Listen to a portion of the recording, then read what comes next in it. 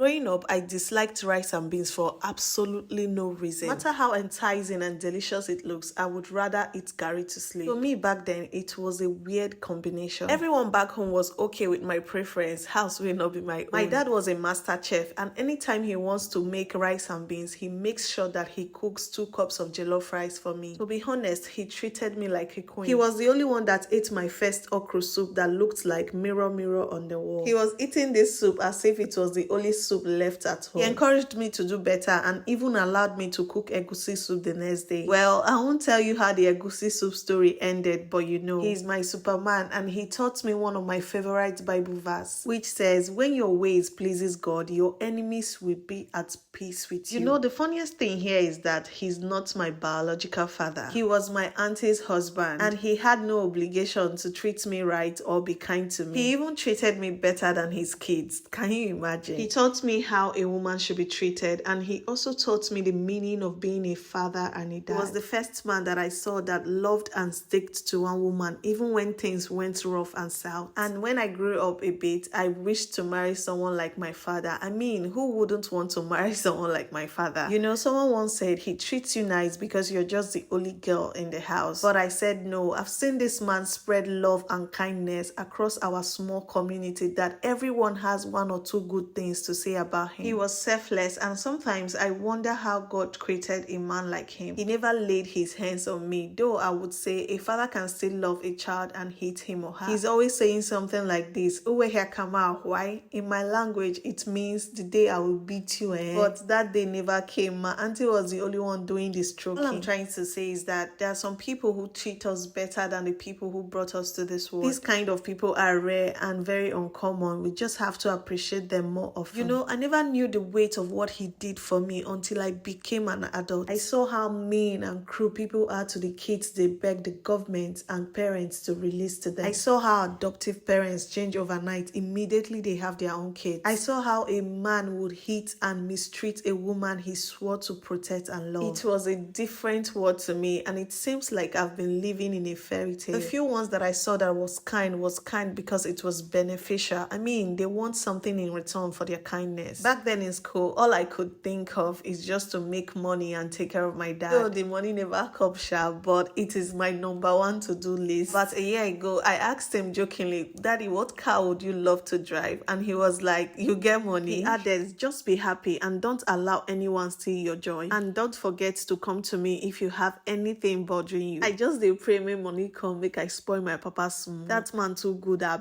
beg. So cut the long story short, yes, good people do exist. And yes, as a single parent, you can find a man or a woman who can take care of your children as their own. And also, yes, there are some adoptive parents who will treat those kids as their flesh and blood. But whichever situation you find yourself, you're either learning a lesson or you're gaining something. And secondly, don't expect what you can't give. You are being selfish. And also, when the good deeds at numbers always more than the bad deeds, the bad deeds are calculated as 0. That is because no one is perfect, but that is not an excuse to be a bad person. Good name, they say, is better than riches, and I believe this 100%, because there is a clear difference between, "Oh, your father was that rich man that lived across the street. So sorry for your loss," and, "Oh, you are the son of Mr. Okonta. I know him when he was alive. He was a good man and he helped me when I was in distress. He led a good life. Please, how may I help you? Anything I can do to help you." Now, so it a start, or you could get a job or even get a wife because of your dad.